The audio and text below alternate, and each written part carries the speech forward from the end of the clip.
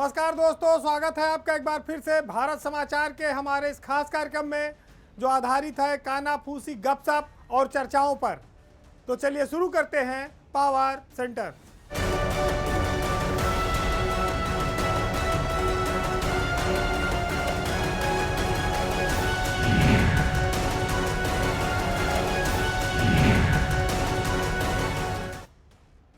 UP में senior IAS अफसरों के लिए एक महत्वपूर्ण खबर है, खासतौर से प्रमुख सचिव स्तर के अफसरों के लिए। इस साल प्रमुख सचिव लेवल के 11 आईएएस अफसर एसीएस बनने वाले हैं। नियुक्ति विभाग जो है उत्तर प्रदेश का, उसने इस मामले को लेकर तैयारियां तेज कर दी है और इसके लिए साल के अंत तक इंतजार नहीं करना पड़ेगा।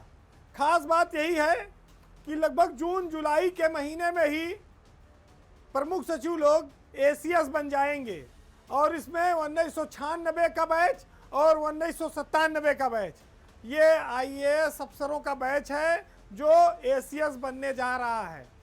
1996 के बैच में अनिल गर्ग हैं, एम देवराज हैं और वी है काली झमोमी हैं जो एसीएस बनेंगी। ये तीनों इस समय उत्तर प्रदेश में तैनात हैं। अनिल गर्ग सिंचाई विभाग के प्रमुख सचिव हैं इस समय और काफ़ी लंबे समय से हैं, 5 साल से ज़्यादा समय से।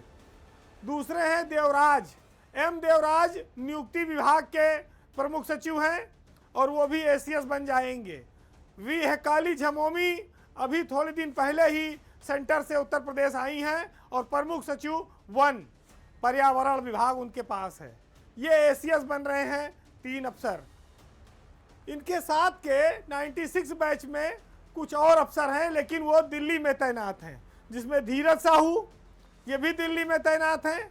दूसरे नंबर पर हैं नीतीश्वर कुमार, वो भी दिल्ली में तैनात हैं। अनीता मेश्राम ये भी दिल्ली में तैनात हैं। तो 96 बैच में ये 3 अफसर दिल्ली में तैनात हैं, इसलिए इनका प्रमोशन अभी नहीं होगा। उसके बाद 1997 का बैच आता है। 97 के बैच में 4 आईएएस अधिकारी हैं जो प्रमुख सचिव से एसीएस बनाए जाएंगे और ये चारों इस समय उत्तर प्रदेश में ही तैनात हैं, तो इसलिए इनको चारों का एसीएस बनना तय है। एमपी अग्रवाल जो इस समय प्रमुख सचिव शिक्षा हैं, वो प्रमुख सचिव से एसीएस बन जाएंगे। डॉक्टर हरिओम जो इस समय प्रमुख सचिव व्यवसायिक शिक्षा कौशल विकास मिशन है, उनका भी इसी साल एसीएस बनने का नंबर है। कामिनी रतन चौहान जो इस समय प्रमुख सचिव सेल्स टैक्स हैं, जीएसटी हैं, वो भी इसी साल बन जाएंगी एसीएस। इसके बाद नंबर आता है एमकेएस सुंदरम का। एमकेएस सुंदरम भी अभी इस समय यूपी में ही तैनात हैं और वो भी एसीएस बनेंगे। जो लोग यूपी से बाहर हैं उनको बाद में प्रमोशन दिया जाएगा। ये जो फरवरी का महीना है, इसी महीने में सुभाष चंद्र शर्मा ये रिटायर हो रहे हैं, 96 बैच के हैं। वेंकटेश्वर लू अप्रैल में रिटायर हो रहे हैं। अनिल कुमार जो राजस्व परिषद के चेयरमैन हैं, वो भी मई महीने में रिटायर हो रहे हैं, यानी कि उनकी नौकरी भी मात्र 3 महीना ही बची हुई है। फरवरी महीने में ही भारत सरकार में तैनात हैं 1989 बैच के आईएएस अफसर हैं देवेश चतुर्वेदी। अनिल कुमार और देवेश चतुर्वेदी दोनों 89 बैच के हैं, लेकिन अनिल कुमार मई में रिटायर होंगे और देवेश चतुर्वेदी इसी महीने फरवरी में रिटायर होंगे। इसके बाद अप्रैल में वेंकटेश्वर लू जाएंगे, फिर मई में राजस्व परिषद के चेयरमैन जाएंगे, फिर लगातार साल के अंत तक रिटायरमेंट चलता रहेगा। तो इस साल 11 आईएएस अफसर प्रमुख सचिव से एसीएस रैंक में जा रहे हैं और कई सारे लोग 89 बैच और 90 बैच और 96 बैच के आईएएस अफसर रिटायर भी हो रहे हैं। अब एक और महत्वपूर्ण खबर, जिसमें जिले के सबसे बड़े अधिकारी ने सादगी की एक बड़ी मिसाल पेश की है। डीएम तो वैसे भी जिले का सबसे बड़ा अधिकारी होता है, उसके पास सारी सुविधाएं होती हैं, लेकिन चित्रकूट जिले में डीएम ने एक अलग तरह से हट के काम किया है जो सामाजिक संदेश देने वाला है। उन्होंने यह एहसास कराया है कि कमजोर तबके के बीच उनकी मौजूदगी है और वो ऊंच नीच अमीर गरीब के फासले से नहीं नापी जा सकती। वो गरीबों के बीच सहजता से मौजूद हैं और उनकी सादगी यह बताती है कि उनका अपनी माटी के लिए, समाज के लिए, गरीबी के लिए प्रेम काफ़ी गहरा है। आज के ज़माने में जब स्टेटस सिंबल का दौर है, लोगों के व्यवहार में संवेदनशीलता नहीं बची है, ऐसे दौर में चित्रकूट के डीएम पुलकित गर्ग ने अपनी बेटी का आंगनवाड़ी केंद्र में दाखिला कराया है। वो आंगनवाड़ी केंद्र जहां अब खाली बच्चे पंजीरी खाने की लालच में जाते हैं, वो भी गरीबों के, जिनके माँ बाप फीस देने में सक्षम नहीं हैं। आप ये कह सकते हैं कि ज़्यादातर जो मजदूरी करते हैं लोग, लेबर तबके के, जो दलित हैं, बेहद गरीब हैं, जिनके पास खाने पीने तक की व्यवस्था नहीं है, उन लोगों के बच्चे आंगनबाड़ी सेंटरों में जाते हैं। लेकिन पुलकित गर्ग जो जिले के डीएम हैं, उन्होंने अपनी बेटी के एडमिशन के लिए आंगनबाड़ी केंद्र चुना। चित्रकूट के डीएम पुलकित गर्ग 2016 बैच के आईएएस अफसर हैं और देश की राजधानी दिल्ली के रहने वाले हैं। अब जो दिल्ली से आया हो, वो चित्रकूट के एक गांव में, एक शहर में आंगनवाड़ी सेंटर में पढ़ाई में अपने बच्चे का भविष्य और स्कोप देख रहा है, तो आप ये सोचिए कि वो सक्षम होते हुए भी ऐसा काम क्यों कर रहे हैं। क्योंकि जब सरकार ये कहती है कि गरीबों के बच्चों को स्कूल भेजा जाए, आंगनवाड़ी केंद्रों में लाया जाए, तो वो खाली गरीब के लिए नहीं होता है, वो खाली निर्धन, कमज़ोर और कहा जाए बेसहारा लोगों के लिए नहीं होता है। उसका अनुकरण जिले के सबसे बड़े अधिकारी ने अपने ऊपर किया है। वो चाहते तो अपनी बच्ची का एडमिशन किसी अंग्रेजी स्कूल में, प्राइवेट कॉन्वेंट स्कूल में, किसी प्ले स्कूल में करा सकते थे, जहां पर रोज़ सवेरे ड्राइवर गाड़ी में बैठा के बच्ची को ले जाता और एक गाड़ी खड़ी रहती, जब तक वो पढ़ के ना आती तब तक वो वहीं पर ड्यूटी रहता, फिर बाद में उसको लेके आता और बच्ची के साथ भी एक आध नौकरानी भी लग सकती थी। लेकिन पुलकित गर्ग ने अपने बच्चे को जमीन पर गरीब बच्चों के साथ आंगनबाड़ी में बैठकर शिक्षा दीक्षा प्रारंभिक स्तर पर दिलाने का संकल्प लिया। ये निर्णय, ये फैसला काफ़ी सराहनीय है। आप इसको व्यक्तिगत स्तर पर भी सादगी भरी सोच की मिसाल कह सकते हैं, क्योंकि ये किसी के थोपने के लिए नहीं है, ये स्वयं पर लागू करने वाली चीज़ है।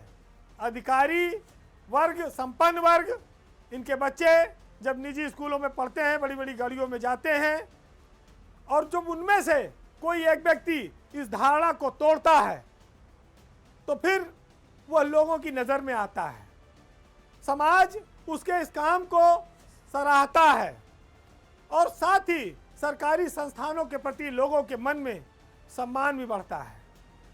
और सम्मान बढ़े न बढ़े, लेकिन उन संस्थानों की हालत भी सुधर जाती है। तो ये आंगनबाड़ी केंद्र कम से कम रंग रोगन हो गया, बैठने की अच्छी व्यवस्था हो गई, क्लासरूम साफ सुथरा हो गया, ड्रेस आ जाएंगी, बच्चों के लिए खेलने के सामान मिल जाएंगे, खाने पीने की अच्छी व्यवस्था होगी। ये सब अगर डीएम साहब की बच्ची उस आंगनबाड़ी केंद्र में न जाती तो शायद संभव नहीं था। लेकिन आज वह वहाँ बच्चों के साथ प्ले स्तर पर गतिविधियों में भाग ले रही, सीख रही है। जिस उम्र में वो बच्ची है, उसको भी नहीं पता है कि उसके पापा डीएम हैं या उनकी क्या पावर है। जिन बच्चों के साथ वो खेलती है, वो शायद ये भी नहीं जानती वो कि गरीब हैं कि अमीर हैं, वो कैसे लोग हैं, उनसे खुशबू आ रही कि बदबू आ रही है। यही तो बचपन है जिसको कहते हैं कि वो कोरा कागज है, उस पर जो चाहे लिख दीजिए, मानवता लिख दीजिए, संवेदनशीलता लिख दीजिए। और पुलकित गर्ग इस मामले में बेहद सराहना के पात्र हैं कि उन्होंने समाज को एक नई दिशा दिखाई है, एक नई मिसाल कायम की है और योगी सरकार में वो एक ऐसे जिलाधिकारी के रूप में चर्चित हुए हैं, निखर कर सामने आए हैं, जो कड़े फैसले लेता है, मानवीय आधार को ध्यान में रख के लेता है, और यही काम करने के लिए सरकार ने उनको भेजा है, जिससे सरकार की लोकप्रियता भी बढ़ती है। अब एक बेहद चौंकाने वाली खबर, हालांकि सियासत में लोग एक से बढ़कर एक चमत्कार करते हैं, लेकिन भारत के एक सांसद ने एक बड़ा चमत्कार कर दिया है।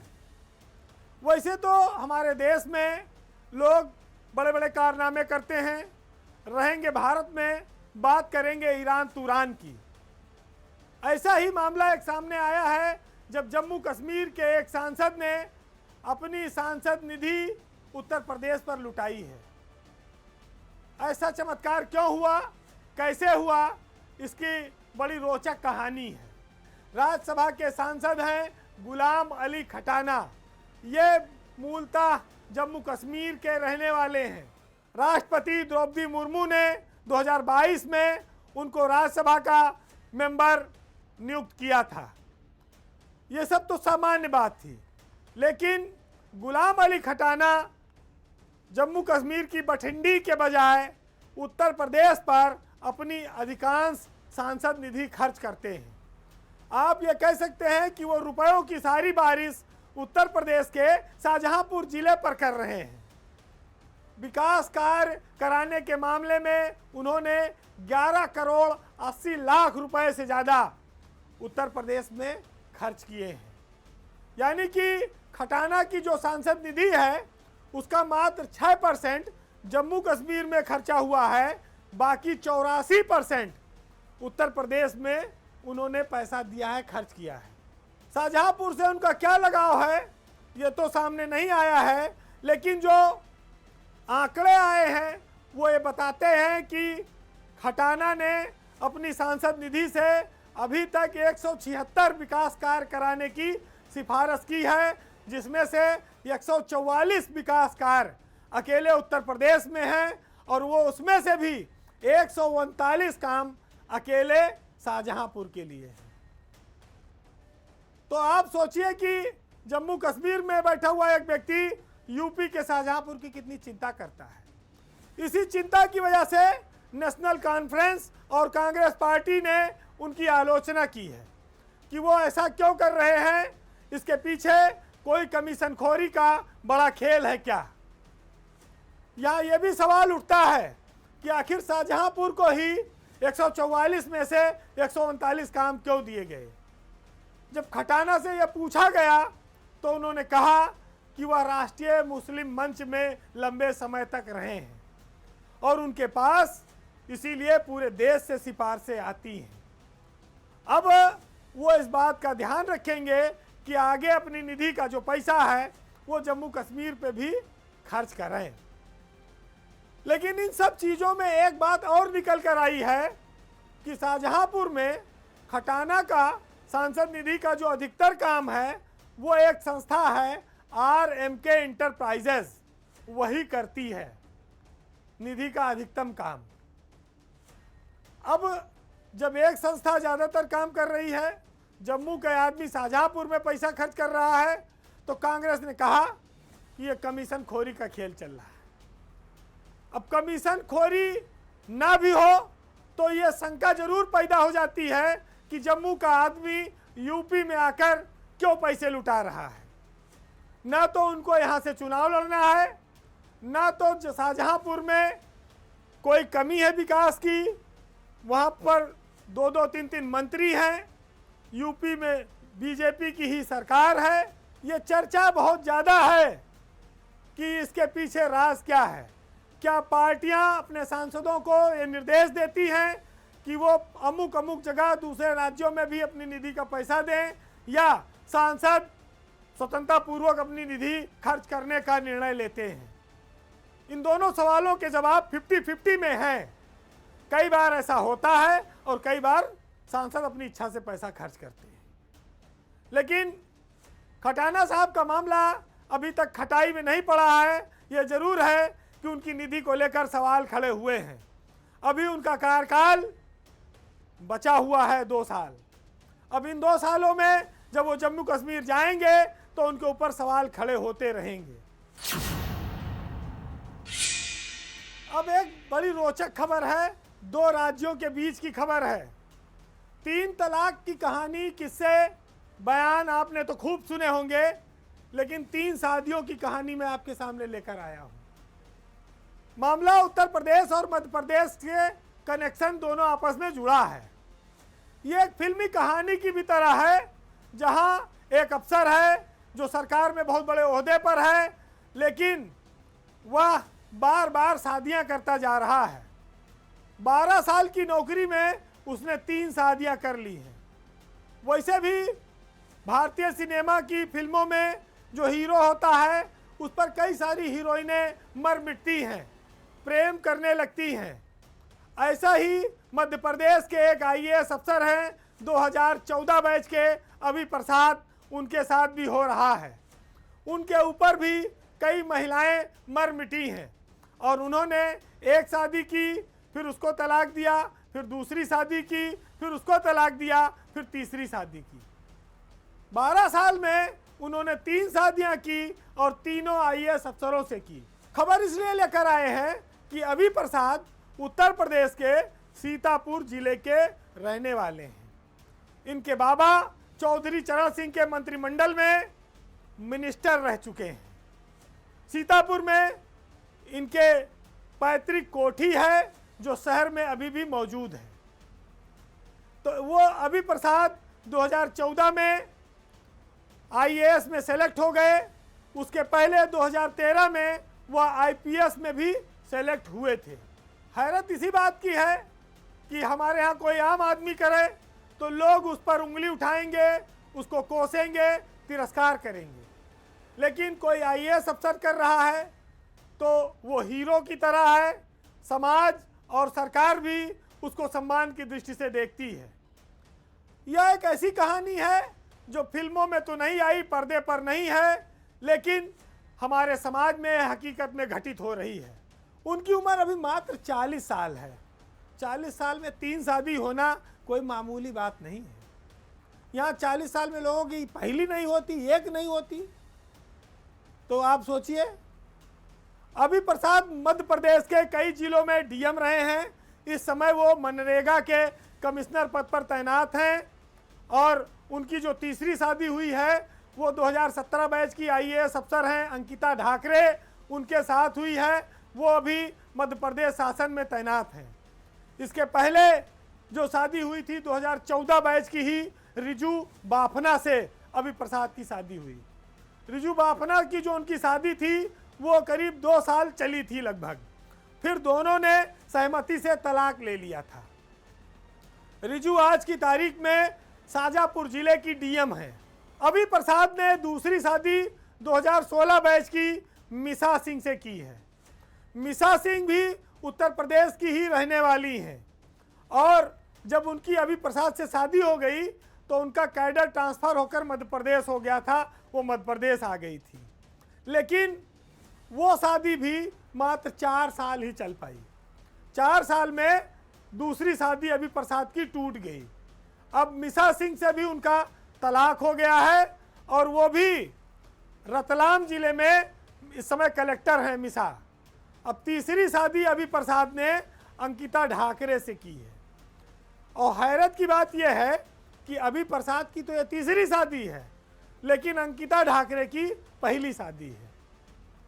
तो आप देखिए, पहले रिजू बाफना आई, फिर मिसा सिंह आई, अब अंकिता ढाकरे आई। तो 3 शादियों के बाद क्या गारंटी है कि ये तीसरी शादी भी टिकेगी। हो सकता है कि अभी प्रसाद फिर आगे चल के चौथी की ओर रुख कर लें, लेकिन अभी चूंकि कोर्ट मैरिज है बाकायदा, तो इसलिए कोई समस्या नहीं है। सीतापुर जिले में जहां उनका परिवार रहता था वहां अब एक कोठी है, कोई रहने वाला नहीं है। अगल बगल अतिक्रमण है, टेम्पू तांगा एक्का चलते हैं। शायद अभी प्रसाद कभी वहां आते हों। परिवार में उनके चाचा और सदस्य लोग रहते हैं और जो उनकी तीसरी शादी हुई उसमें भी परिवार के लोग गए थे। इस शादी ने सोशल मीडिया पर भी काफ़ी हलचल मचाई है। वैसे इस तरह की शादियां, बारंबार शादियां हमारे देश में पाश्चात्य संस्कृति का हिस्सा मानी जाती हैं, जहां पर लोग साल 2 साल शादी के बंधन में रहते हैं, फिर शादी दूसरी कर लेते हैं, तीसरी कर लेते हैं, बार बार करते हैं। लेकिन भारत जैसे देश में, हिंदू समाज में एक आईएएस अफसर बार बार ऐसा कर रहा है, कानूनी तौर पर कर रहे हैं, कोई अड़चन नहीं है, लेकिन ये अपने आप में एक नई नज़ीर है। फिलहाल आज के पावर सेंटर में इतना ही। लेकिन जो लोग महिलाओं के साथ रिश्ते को खिलौना समझते हैं, निभा नहीं पाते हैं, वो इस समाज में हमेशा हिकारत की दृष्टि से देखे गए हैं, उनको कभी सम्मान मिला नहीं है। कहते हैं कि जीवन रंग बिरंगा देखा रंगों के व्यापार में, और रात रात भर तुमको गाया सुबह छपे अखबार में। ये तो ठीक है कि आप पद पर हैं, आपको कोई कुछ नहीं कहेगा, आप प्रसिद्धि की बुलंदी पर हैं, आपका कुछ बिगाड़ कोई नहीं सकता है। लेकिन समाज में इससे क्या मैसेज जा रहा है, आप कितने खुले विचारों के हैं और किस तरह के उदाहरण सामने आ रहे हैं, इन सब पर लोग विस्तार से चर्चा करते हैं, चिंता करते हैं। चूंकि यह मामला मध्य प्रदेश से जुड़ा है, भोपाल से जुड़ा है, तो आज हम आपको भोपाल के ही एक प्रसिद्ध शायर मंजर भोपाली की कुछ लाइनें सुनाएंगे। चूंकि ये दोनों मध्य प्रदेश में ही जुड़े हुए हैं, तो आप सुनिएगा और इसका आनंद लीजिएगा कि थी वो रफ्तार की लम्हों में खला तक पहुँचे, तुम गए चांद तलक हम तो खुदा तक पहुँचे, और हमने फिर अपनी फसीलों पर जलाए हैं चिराग, अब न ये जंग ऐलान हवा तक पहुँचे, और हुस्न दुनिया की हर एक शय में बहुत है, लेकिन कोई ऐसा नहीं जो तेरी अदा तक पहुँचे। नमस्कार।